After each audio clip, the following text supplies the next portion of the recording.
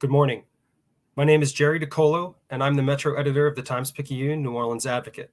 Thank you for joining us today for a roundtable discussion on the COVID-19 pandemic. Our panel of medical experts will discuss what it's like to be on the front lines of Louisiana's fourth surge, and will answer your questions about COVID treatments, booster shots, hospitalizations, social distancing, masking, cases in children, and more. First, we'd like to thank our sponsor, AARP, and here's a short video message from them. Hello, I'm Bobby Savoy, AARP Louisiana State President. Like you, I just want life to get back to normal. Many of us are eagerly awaiting football season, tailgating, and fall festivals. And with thousands of people getting the vaccine every day, we're making progress. But we still have a lot of work to do. AARP is proud to sponsor today's roundtable to help get the information we need, whether it's facts about the vaccine or how we can safely get back to the life we want to live. We are also encouraging everyone who is eligible to get vaccinated, to protect ourselves, our loved ones, and end this pandemic. Sleeves up, Louisiana. We can do this. The choice is ours. Now I'd like to introduce health reporter Emily Woodruff, who will lead today's discussion. Emily? Thanks, Jerry. It's really been my privilege to report on the coronavirus since January 2020. It's hard to believe it's been over a year and a half now that we first started hearing about it, and we're in our fourth surge in Louisiana. None of my reporting would be possible without the experts, and today we have three of them, all of whom have been really helpful to me, not just with my reporting, but also understanding the science of the virus. And what they've told me has helped me make decisions in my own life. So today I want to give everyone else the opportunity to ask them questions. Here today we have Dr. Kara Ward, who specializes in both emergency and critical care medicine at LSU Health Sciences Center. We have Dr. Julio Figueroa, Professor and Chief of Infectious Diseases at LSU Health New Orleans School of Medicine, and Dr. Mark Klein, Children's Hospital Physician-in-Chief and Clinical Professor of Pediatrics at LSU Health New Orleans School of Medicine. Thank you all so much for being here today. I know you're very busy. You're all in hospitals right now. So I want to leave as much time as possible for questions from our audience. We got almost 100 questions, but I also want to give people just a sense of what your day to day is like, what you do, what your role is. So maybe Dr. Ward, you could start and just tell us a little bit about what the pandemic has been like for you and what your role is exactly. Sure. So thank you, Emily. So I am an emergency medicine physician as well as a critical care physician. I'm board certified in both of those. For the pandemic, I've been mainly utilized in the critical care world, as that is where my help has been most needed. My day-to-day involves sometimes 5 a.m. starting my day, reviewing patients, seeing who's been admitted. Triaging is part of my job, is who is sick enough to actually need me, who is really sick, but maybe we can get by of having them on the floor, which is something that we've not had to do until recently. So my day-to-day is coordinating care from head to toe for patients, whether it's just related to COVID or if it's related to their heart, it's related to their lungs. And it's much more intense this time around on this fourth surge than it has been in previous surges, I would say. Yeah, and I know you've been working throughout all four surges, so I'm really glad we can have you here to share that perspective with us. Dr. Figueroa, tell us a little bit about what you do, your expertise, and what your days have been like during the pandemic. Sure. So I would say that as Dr. Ward described, it's kind of changed over time. So I do two basic parts of my job are seeing patients with COVID-19 and sort of helping the teams take care of them in terms of any antibiotics that are necessary or any antivirals or those sorts of things. And that has evolved over time. The other part that I've been involved with is helping the hospitals keep as many people safe as possible. So infection prevention and those sorts of aspects that have become very important, as well as trying to understand with my colleagues in critical care and in pharmacy, the new interventions that have, as they've been rolling out. So trying to look at data to be able to say, well, this drug is really very effective and should be used in this population versus this drug that may be not so effective, or the population is a different population that we want to use. So right now we have a pretty good idea of what drugs work, what interventions work, and what interventions don't work. And so that's a lot better than what we were in March and April of 2020. Yeah, and we've talked, I think, since February 2020 about this virus, and you've walked me through the vaccine trials and all the treatments. So I'm really glad to have you here as well. Thank you. And Dr. Klein, tell us a little bit about what you do. You're at children's hospitals. What has your day been like lately? Well, thank you, Emily. I really appreciate the opportunity to be here this morning.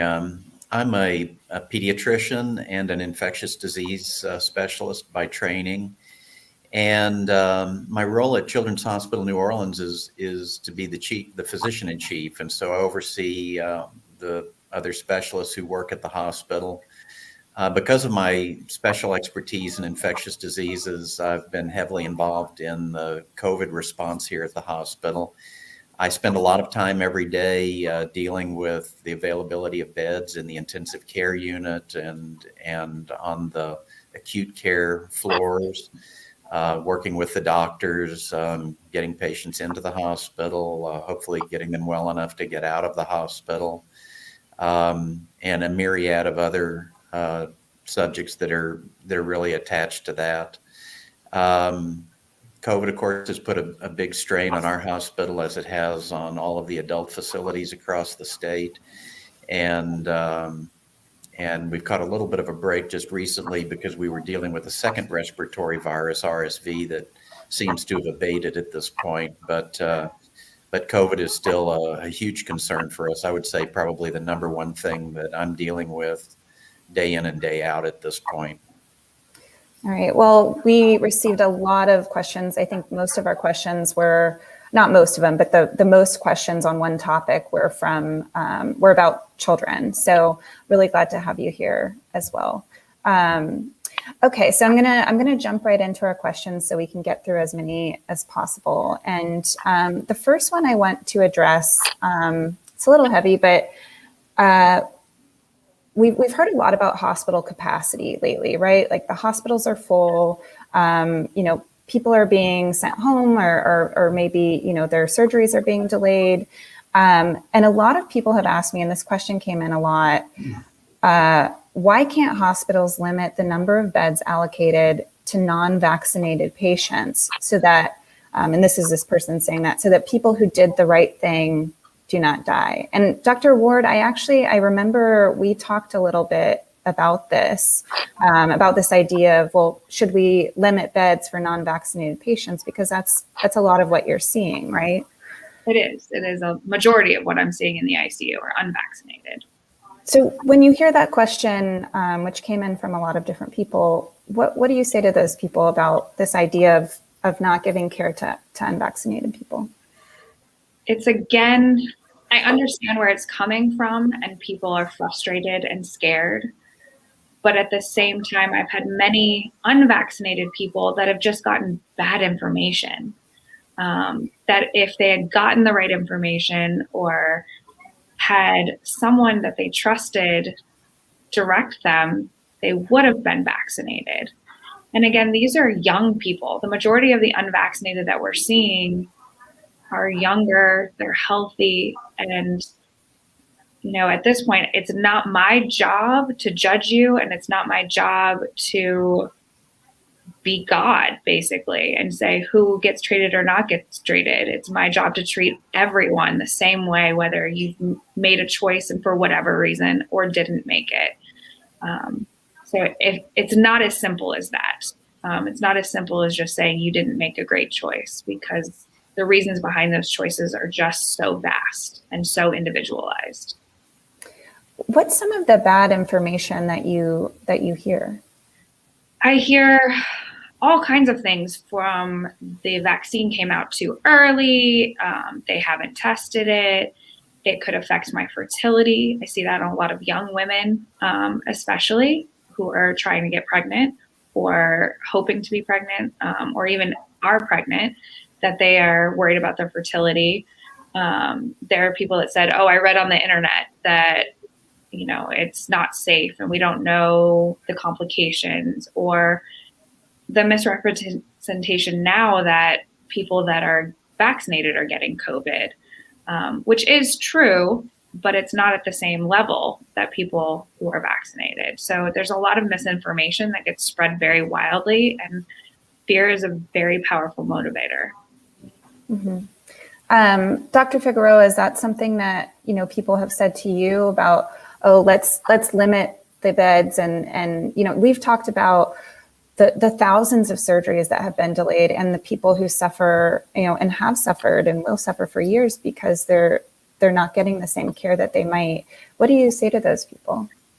Well, I think that at the very beginning of the pandemic, when we were basically dealing with hundreds of patients at a time, the health systems decided, and I think rightly so, that we needed to kind of focus our attention towards those individuals that were sick, and so to try to push off things that were not as necessary or could be delayed a little bit in terms of that. What we found over time is that there are impacts to that. And so over time, what the health systems have been trying to do is to try to absorb that capacity as much as possible, which is kind of where we are right now. And so that some health systems are able to do it more than others. The other thing that sort of impacted us is the fatigue factor, and also the loss of healthcare workers because they themselves are getting sick because of the Delta variant, and so loss of healthcare workers there. And so consequently, what we're trying to do is a balancing act. What I would say, though, is that we took oaths to take care of the sick. And so in whatever situation you're in, that's what we're supposed to do. So we try our best to do that as much as possible. Okay. And Dr. Klein, I don't think anyone really is talking about children when they say this. I don't think anyone blames children, even when they are, 15 or 17 and they're eligible to get vaccinated. But is that something you've seen as far as having to sort of redistribute your resources at the Children's Hospital? Certainly, we have been in a position of having to redistribute resources, and I guess just start by echoing what Dr. Ward and Dr. Figueroa said. It's not our role to pass judgment on why anyone is in the position that they're in. We don't look at someone who's come into the emergency department after an automobile accident and ask whether they were exceeding the speed limit before we decide whether to treat them. And so people make all kinds of choices, and some of those are not necessarily good choices, and there are consequences of those, but it's not our role to pass judgment. But as far as the Children's Hospital goes, we have delayed some non-time sensitive surgical procedures. And what really is limiting for us is the availability of staff. In the early days of the epidemic, we all heard about the availability of protective equipment and of ventilators and that sort of thing. Those are not rate limiting. Medications are not rate limiting.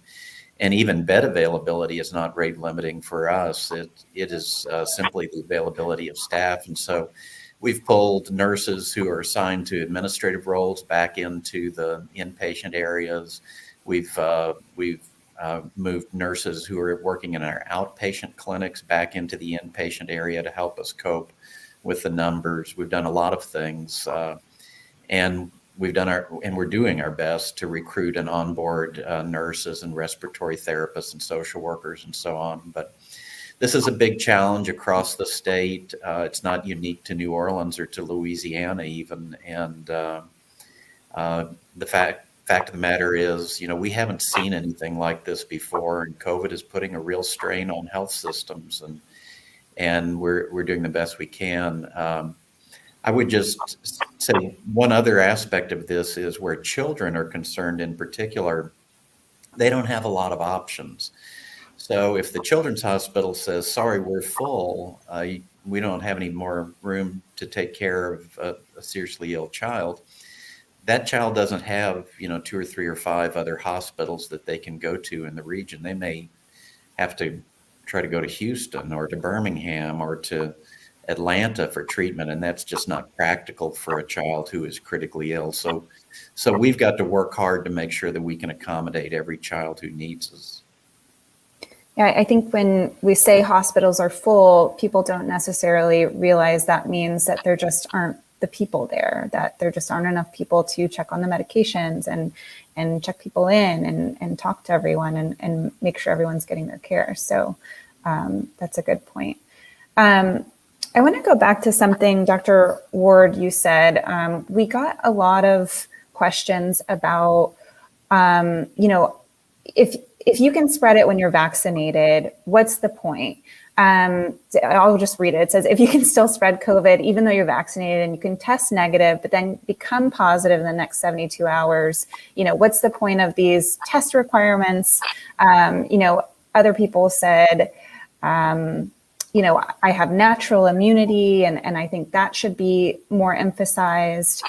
What do you see in the ICU as far as reinfections and unvaccinated? And just share that with us.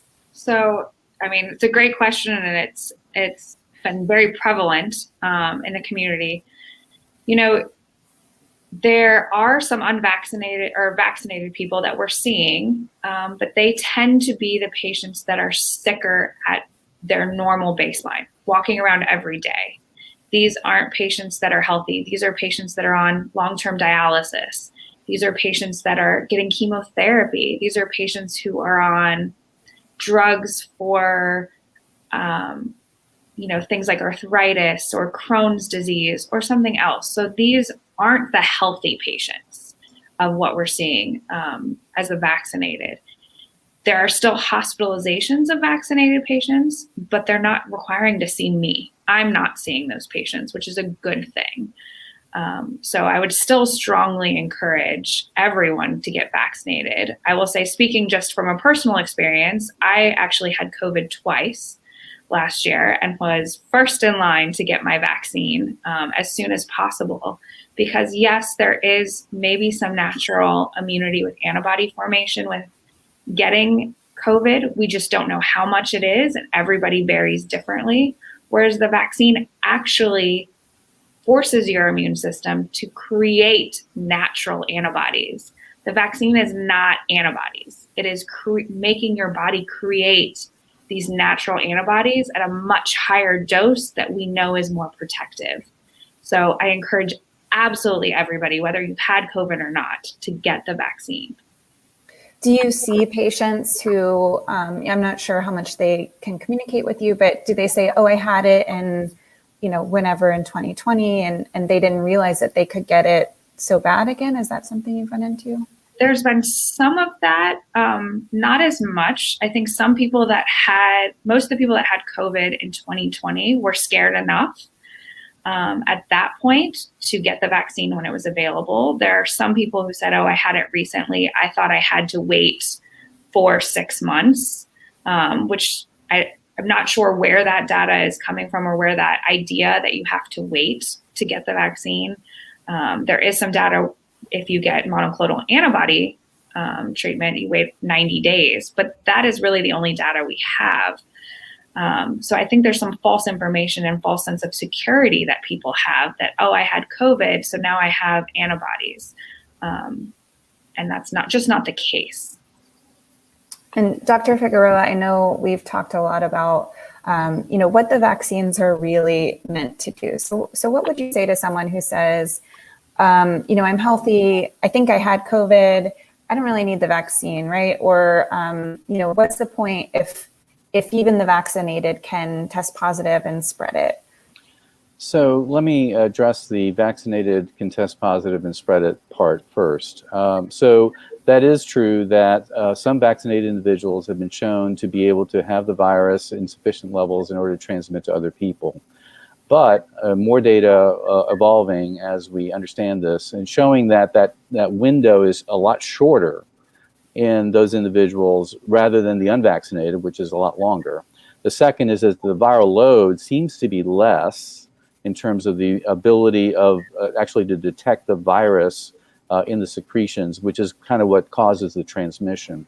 So, I mean, I think that even though there are people who have breakthrough infections with vaccination, it's still a public health imperative to get people vaccinated in order to reduce that time of transmission. So that's very important. The second, to reiterate what Dr. Ward mentioned, is that the variability of natural infection in terms of inducing an immune response is very wide. So that you have individuals who have very good immunity and other individuals who don't have good immunity, and that wanes over time at different rates as well. The third is the fact that the variants are very important in this equation, because you may have had the original strain, but that particular immunity that you had is no longer effective against the Delta variant or other variants that are coming. While the vaccines seem to give you a broader protection against a various number of variants that have been identified so far. So those are all reasons to get vaccinated. And Dr. Klein, I know we've talked a little bit before about why it's important to kind of surround children right now with vaccinated people. Tell us about that. Well, Emily, you've got a whole cohort of children under the age of 12 who haven't been eligible for vaccination. We hope that maybe by the end of the calendar year, we will have at least emergency use authorization for administration of vaccine to children, maybe in the 5 to 11 year age group. But today, the only group of individuals in the country who are 100% unvaccinated are these kids under the age of 12. And so they don't have many options in terms of protection. They depend on the adults who are around them to provide that protection. And so that means not putting them in dangerous situations like indoors with crowds of individuals who may be unvaccinated and who could be infected, or even outdoors with large groups of individuals unmasked. And so the best we have to offer for children really is to surround them with adults who are doing the right things, masking up, and hopefully adults who have been vaccinated and therefore who are unlikely to transmit to them. Most of the children that we have seen admitted during this current surge, admitted to the hospital with COVID-19, have been infected by unvaccinated adults in their immediate environment. Sometimes that's their parents, sometimes it's an aunt or an uncle, it could be someone else. But I've talked about cocooning children, if you will, surrounding them with masked individuals, if necessary, people wearing masks to prevent transmission, but particularly surrounding them with adults who've done the right thing and been vaccinated. And then you've got the adolescents who are 12 years of age and up, and those older children and adolescents, they are eligible for vaccination. They've been eligible since May under the FDA's emergency use authorization for the Pfizer vaccine. And in Louisiana, only about 13 or 14% of those individuals have been vaccinated so far. So we've got a long way to go there. We have had about 35 children, adolescents in that age group who've been admitted to Children's Hospital New Orleans over the past 6 weeks, and only one was fully vaccinated. The others were either unvaccinated or only partially vaccinated. So we've got to do a better job of vaccinating that particular group. Yeah. And we did, like I said, we received a lot of questions about kids, so I'm going to try to get through some of them. One person wants to know, is the only way for a child to contract COVID, is it from adults, or can one child infect another child? It's an excellent question. In the early stages of the epidemic, some people said, well, children hardly ever become infected. If they do, they don't transmit, they don't get sick. That was all myth then. It's certainly myth now. Children can get this infection. Children can transmit the infection. And so that's the real concern in schools. We've got a prevalence of COVID among children in New Orleans right now that probably is in the range of 10 to 15%. That's what we're seeing across our outpatient sites. And, if you throw those kids into a school type setting where you aggregate or congregate 25 or 30 children in a single classroom, hopefully everyone's masked up and that offers some protection. But you're likely to see some spread in the schools from child to child or from child to a teacher, perhaps, who is unvaccinated or a staff member. And so that's been a real concern to us as schools open up, is that will cause sort of a surge on top of a surge. I think we're fortunate to be here in Louisiana because both the mayor has instituted indoor mask mandate, as everyone knows, and the governor, a little more than 3 weeks ago, instituted a statewide mandate that pertained to children in the schools 5 years of age and up, as well as to all teachers and staff members. So everybody should be wearing masks, and that should help to eliminate some of that. But the answer to your question is yes, children can transmit to one another, and children can transmit to adults. And you mentioned that 5 years and up, they should be wearing masks in any situation. But we did have a lot of people write in about their young children. One person said, how can I protect my kid from COVID? I have a 2-year-old daughter and I worry about sending her to school, which is, I think, daycare. What do you say to those people? Yeah. So the governor's mandate pertains to children 5 years of age and up. The American Academy of Pediatrics actually recommends masking for children as young as 2 years of age. And a lot of adults respond to that by saying, there's no way you're going to get a 2-year-old to wear a mask. And I think it's probably case by case, variable. There's some variability. Some children can do it and some don't do it as well. I've had parents say to me, my 2-year-old, my 3-year-old wears a mask just fine. It's just an item of clothing. It's like, having them put on their socks or shoes. And I was actually at the screening desk at the front of the hospital the other day, and a mother came through and she put on her mask, and the little toddler that she had with her, who was probably 3 years old, immediately began crying because she wanted her mask too. It was like like bling or an item, a style statement or something. And the mom said to me, if I forget to put her mask on, she cries. She wants to be like me because I have a mask on. So some people have a lot of success with it, but under 2, probably not practical, but starting at age 2, there are some kids who can wear masks. And if they're in settings where there are a lot of people and of unknown vaccination status, we would recommend that they try to wear a mask. Okay. Dr. Ward, I see you nodding along. I know you have a young child. What do you say to people and what do you do to keep safe? And what is your kind of risk tolerance, I guess? I very much empathize with this parent. I am a mom of a 2-year-old myself. So I very much understand the fear and the risk associated. I would agree with Dr. Klein. My 2-year-old at times is great with a mask, at other times is not so much. And, she's just being a 2-year-old. So kind of allow for that. Things that I sympathize with parents who need to work and need to go to daycare. So if you can try to have your child wear a mask, or seeing what the number of kids in a classroom are, those are kind of risks that you can kind of mitigate a little. For myself, I will tell you I'm very cautious with my 2-year-old, partly because I have the luxury and the benefit of doing that.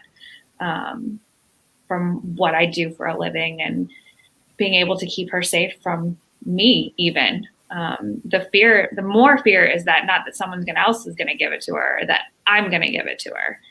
So vaccinating was the biggest thing I could do to help protect my child. And I make sure that all the adults that are around her, which is a very small circle, are all vaccinated as well. And that's a way that that's a step that I can take to protect my daughter. And that's really the only option I have for her at 2.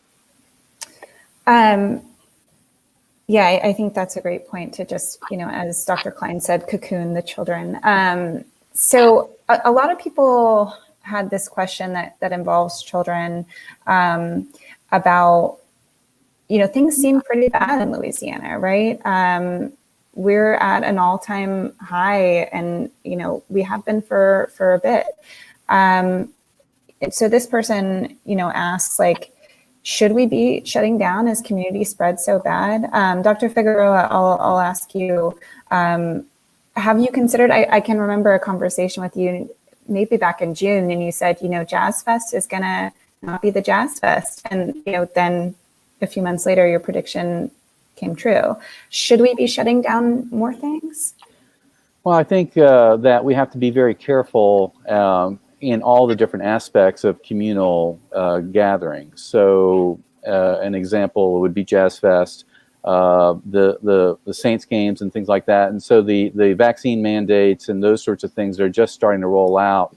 And we'll just have to see how that all works. I mean, there's a lot of consternation at this point in time as to, how do you prove your vaccination status and what happens and the compliance and those sorts of things. But I think that the underlying thing that I want to kind of convey is that we want to be as safe as possible when we do these sorts of things. And that would include vaccination, that would include masking, that would include whatever physical distancing can be done, which is going to change the way things are from what they used to be. Now, the other thing to keep in mind is that that's an additional reason to get vaccinated. Because once we have very high vaccination penetration, we will hopefully be able to get back to some semblance of normal. So for those of us in Southeast Louisiana who aren't vaccinated, that's an important reason to keep in mind that when you vaccinate yourself and you help all these other individuals to prevent transmission, that we can get back to normal more quickly than where we are right now. So the higher the vaccination rate, the less we have to worry about transmission, really, which is ultimately what we want to drive down. Correct. The idea, I mean, that sort of brings up the corollary about, how much vaccination do you need and all those sorts of things. And what I would say is that there were numbers being thrown out very early in the pandemic, 70%, 75%, people fixating on that number. We really actually don't know what that number needs to be. What we do know is that with the Delta variant, its ability to cause disease with little exposure is pretty high, and so therefore that we're pushing that vaccination rate, that immunity rate as high as possible is going to get us back to where we want to be. Okay. Dr. Klein, I want to ask you one more question about children. A lot of people were wondering if they can let their children play outside unmasked. They also wondered about sports. What are your thoughts on that? Well, outside is safer than inside, generally speaking. But and so, all other things being equal, you're better off outside than inside. But in large groups, if there are a lot of unmasked individuals and people some that have been vaccinated, some that haven't, transmission can still occur.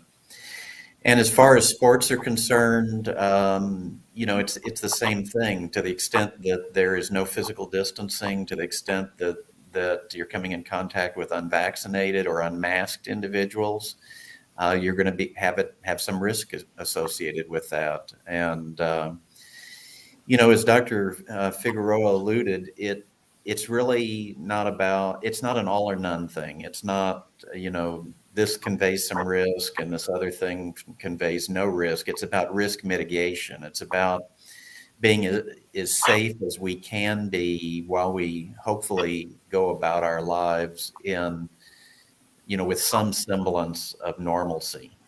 And there's some things that are just, where the risk is just too much and we shouldn't be doing it all. And there are some things that are a little bit of a gray area, and we do what we can to mitigate the risk. And that's the case where, children playing together in groups and where sports and those sorts of things are involved. Let's use the tried and true strategies we have to mitigate risk and try to make them as safe as we can. Right. Okay, I want to move to treatments, and a lot of people had questions about, what can we do to keep positive cases from becoming hospitalizations?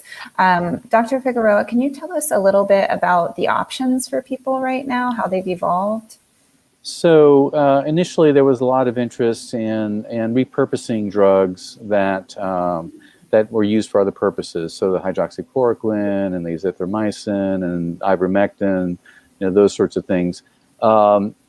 There are very little, if no data to support any of those drugs at this point in time in terms of either prevention or mitigation of severity of illness.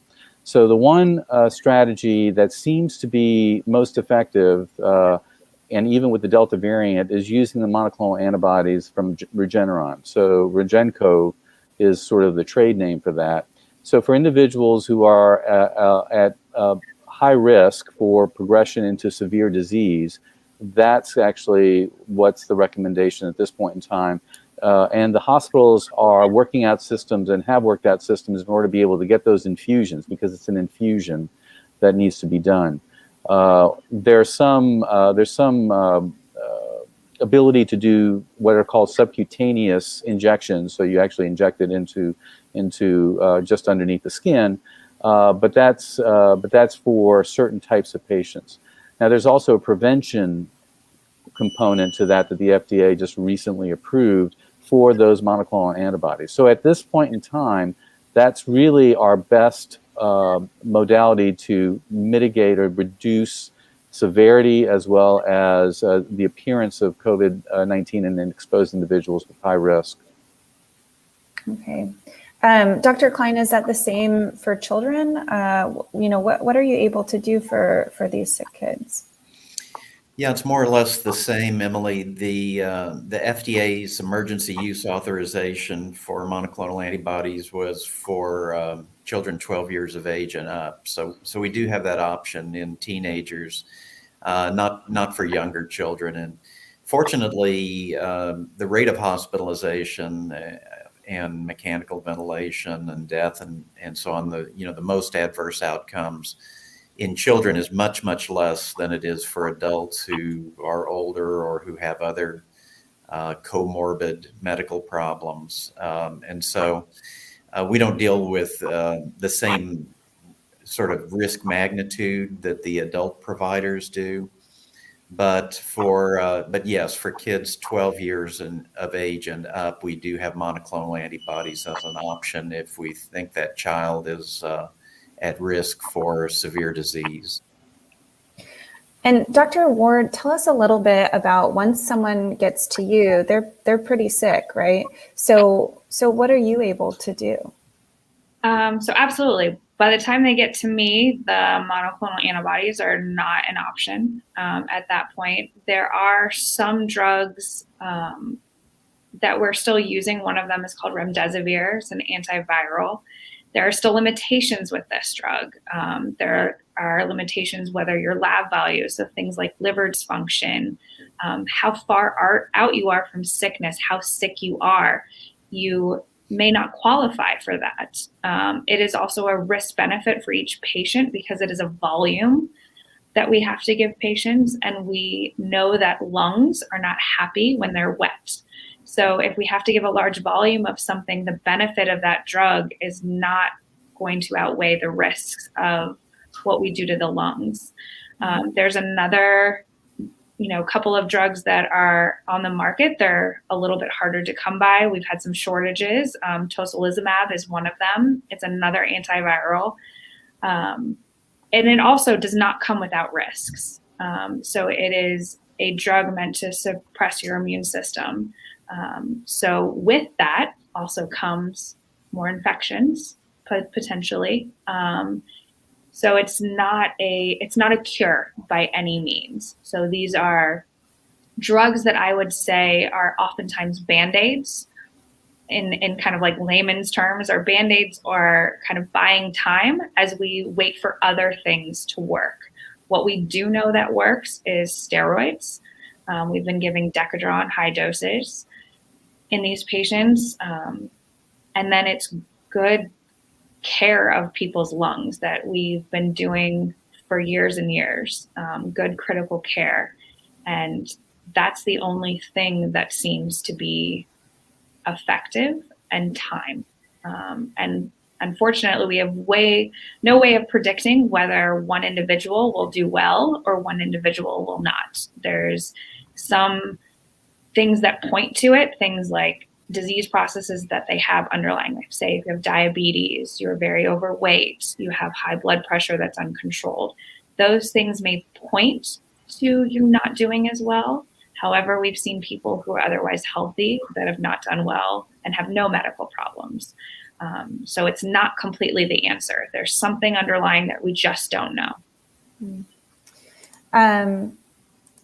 I think it sounds like the drugs kind of do their own damage at that point. So I think it's been described to me as sort of a race, like you have to get better quickly or you know, the treatments can cause their own problems. Yes and no. It's individual response. So we give these drugs, but everybody responds slightly different, and there's no way of predicting their response. So yes, there are certainly side effects. There's side effects for everything we do. Whether we give oxygen has its own side effects. So we weigh those risks and benefits in each patient. So by the time you see me in the ICU, we're trying to take care of you with the best data and the best knowledge that we have at the time to give you the best possible chance of survival. And I want to get really quickly, we're running low on time. I want to get to booster shots really quickly. Dr. Figueroa, someone wrote in and said, how come after saying the COVID vaccines were working, are they now talking about a booster shot? Do the vaccines really work? So the vaccines really work. That's, I think, very, very clear.